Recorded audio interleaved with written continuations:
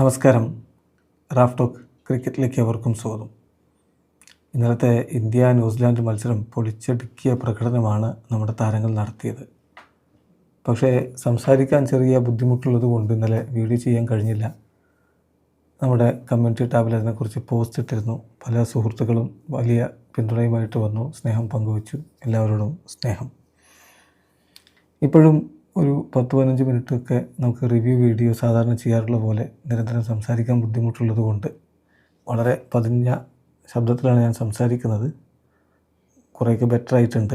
അപ്പോൾ അതുകൊണ്ട് വലിയൊരു റിവ്യൂ ആയി കരുതണ്ട. എങ്കിലും ചില സുഹൃത്തുക്കളൊക്കെ കമൻ്റ് ഇട്ടത് കണ്ടു, കളി കണ്ടാലും നിങ്ങൾ പറയുന്നത് കേട്ടാലേ അത് പൂർണ്ണമാവും എന്നൊക്കെ. അപ്പോൾ അങ്ങനെയുള്ളൊക്കെ സ്നേഹം കാണുമ്പോൾ ചെറിയ രൂപത്തിലെങ്കിലും കാര്യങ്ങളൊന്ന് പറഞ്ഞു പോകാമെന്ന് കരുതി. ഇന്നലെ നല്ല പെയിൻഫുള്ളായിട്ടൊരു രാത്രിയായിരുന്നു. പക്ഷെ അപ്പോഴും നമ്മൾ ഈ കളി ആസ്വദിച്ച് തന്നെ കണ്ടു. സഞ്ജുവും അഭിഷേകും ചേർന്നുള്ള ഓപ്പണിംഗ് കൂട്ടുകെട്ടും, അതിൽ സഞ്ജുവിന് ക്ലിക്കാവാൻ കഴിയാതെ പോയതിന് നിരാശ, ഇഷാൻ കിഷൻ കിട്ടിയ അവസരം മുതലാക്കാൻ പറ്റാതെ പോയതിൽ നിരാശ, സൂര്യകുമാർ യാദവ് കുറച്ച് റണ്ണടിച്ചല്ലോ എന്ന ആശ്വാസം, അതുപോലെ തന്നെ റിങ്കുവിൻ്റെ വെടിക്കെട്ട്, അതാണ് ഇന്നിങ്സിൻ്റെ അവസാനം നമുക്ക് നല്ലൊരു സ്കോറിലേക്ക് എത്താൻ സഹായിച്ചത്. പിന്നെ നമ്മൾ എടുത്തു പറയേണ്ട ഒരു കാര്യം, അവരുടെ മറുപടി ബാറ്റിങ്ങിൻ്റെ തുടക്കത്തിൽ സഞ്ജു സാംസൺ എടുത്ത ക്യാച്ച്, പറക്കും സഞ്ജു, അത് അത്ര ഉപദ്രവകരമായൊരു പന്തൊന്നുമായിരുന്നില്ല. പക്ഷേ ഡെവൻ കോൺവോയ് എഡ്ജ് ചെയ്തു.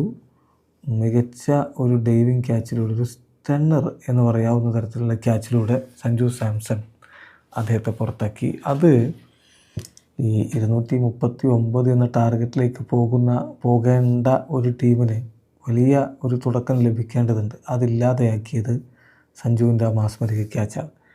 പിന്നെ സഞ്ജു വിക്കറ്റ് കീപ്പിൽ അത്ര മികച്ചതായിരുന്നോ അല്ലയോ എന്നൊക്കെ ചർച്ചയൊക്കെ തർക്കമൊക്കെ വേറെ ഉണ്ടാവും. അതോടെ നടന്നോട്ടെ. 2 റിവ്യൂസിൽ സഞ്ജുവിൻ്റെ ആവശ്യപ്രകാരമാണ് പ്രത്യേകിച്ച് രണ്ടാമത്തെ റിവ്യൂ ഒക്കെ എടുക്കുന്നത്. രണ്ടും ഇന്ത്യക്ക് നഷ്ടമായി. പിന്നെ റിങ്കു ഒരു റണ്ണൗട്ടിനുള്ള ത്രോ കൊടുത്തത് സഞ്ജു കളക്ട് ചെയ്ത് ശരിയാതെ പോയതുകൊണ്ട് വിക്കറ്റ് കിട്ടിയില്ല. ഇങ്ങനെയൊക്കെയുള്ള കാര്യങ്ങളൊക്കെ ഉണ്ട്. മനുഷ്യരാണ്, എല്ലാം പെർഫെക്റ്റായിട്ട് ചെയ്യാൻ പറ്റില്ല. എന്നാൽ ആ ക്യാച്ചിൻ്റെ പ്രാധാന്യം ഒട്ടും നമ്മൾ ചെറുതാക്കി കാണണ്ട. ഇന്നിങ്സിൻ്റെ തുടക്കത്തിൽ ന്യൂസിലാൻഡിന് കൊടുത്ത വലിയ പ്രഹരം തന്നെയായിരുന്നു അത്. ഏതായാലും നമ്മുടെ ടീം ആദ്യം ബാറ്റ് ചെയ്തിട്ട് നിശ്ചിത 20 ഓവറുകളിൽ 7 വിക്കറ്റിന് 238 റൺസാണ് അടിച്ചത്. സ്കോർ ബോർഡ് 18 നിൽക്കവേ തന്നെ സഞ്ജു മടങ്ങി. രണ്ടാമത്തെ ഓവർ തന്നെ സഞ്ജു മടങ്ങി.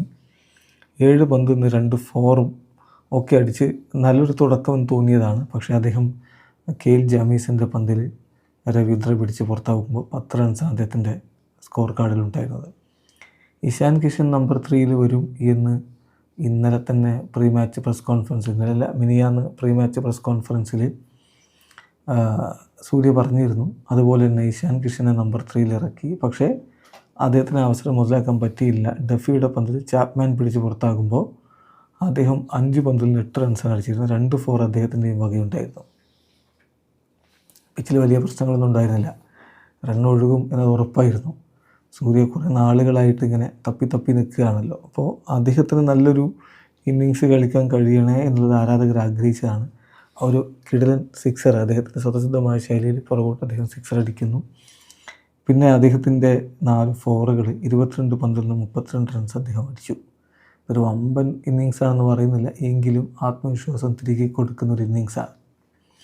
കളിക്ക് ശേഷം സംസാരിക്കുമ്പോൾ സൂര്യ അത് കൃത്യമായിട്ട് പറയുന്നത്, അതായത് സൂര്യ പറയുന്നത്, ഞാൻ ബാറ്റ് ചെയ്യാൻ പോകുമ്പോൾ ഐ ഫെൽറ്റ് ഗുഡ്. തീർച്ചയായിട്ടും എന്നെ സംബന്ധിച്ചിടത്തോളം ബാറ്റ് ചെയ്യാൻ പറ്റിയൊരു സമയമായിരുന്നു അത്.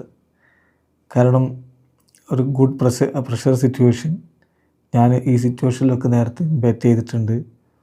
സോ ഞാൻ നേരത്തെ പറഞ്ഞ പോലെ നെറ്റ്സിലൊക്കെ ഞാൻ നന്നായിട്ട് കാര്യങ്ങൾ ചെയ്യുന്നതാണ്.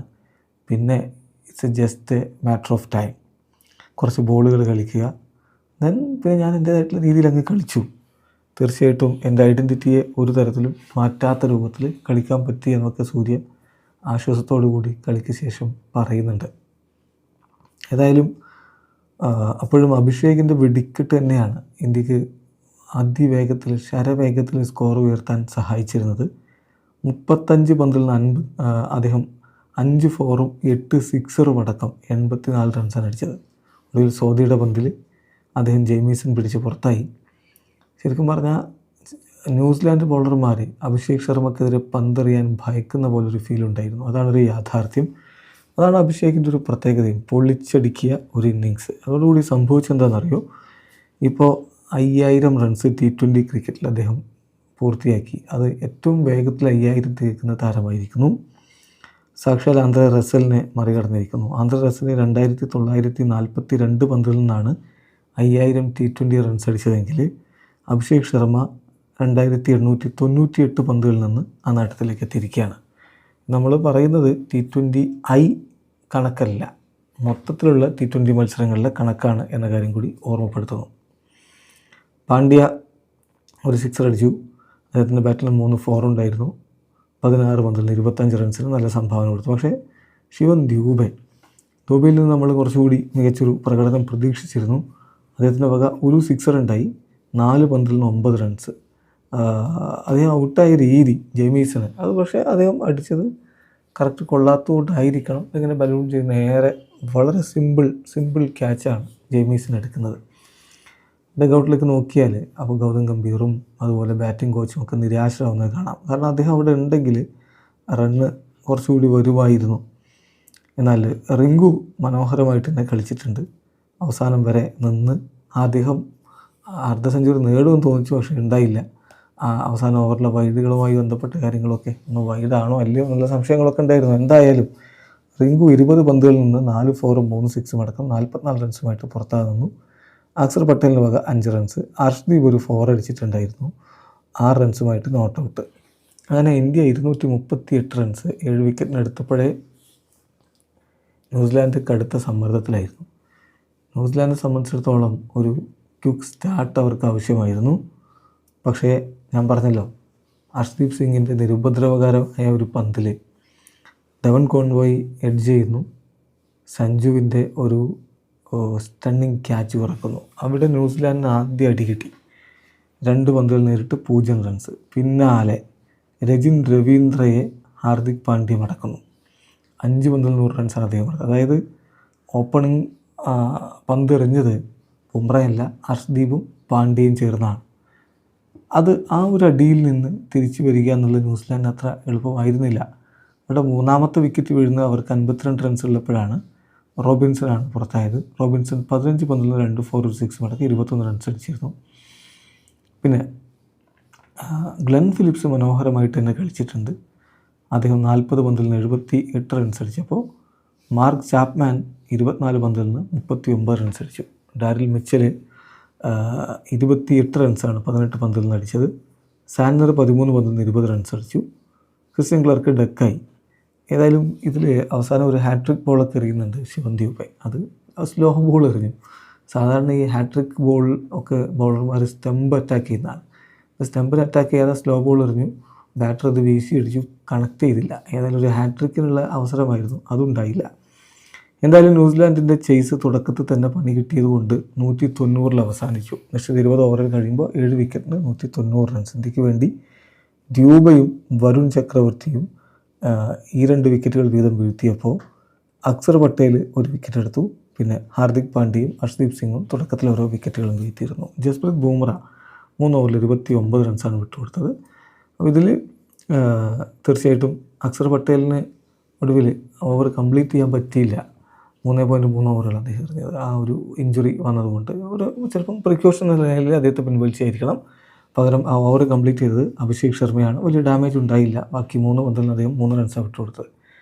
ഏതായാലും തകർപ്പൻ ജയമാണ്. 48 റൺസിൻ്റെ മികച്ച വിജയം നമ്മുടെ ടീമിന് നേടാൻ കഴിഞ്ഞിരിക്കുന്നു. ക്യാപ്റ്റൻ സൂര്യകുമാർ യാദവിൻ്റെ കീഴിൽ T20യിൽ ഇന്ത്യയുടെ പ്രകടനം നോക്കുക. സൂര്യ ഓസ്ട്രേലിയയെ 4-1 തോൽപ്പിച്ചുകൊണ്ടാണ് ക്യാപ്റ്റൻസി തുടങ്ങുന്നത്.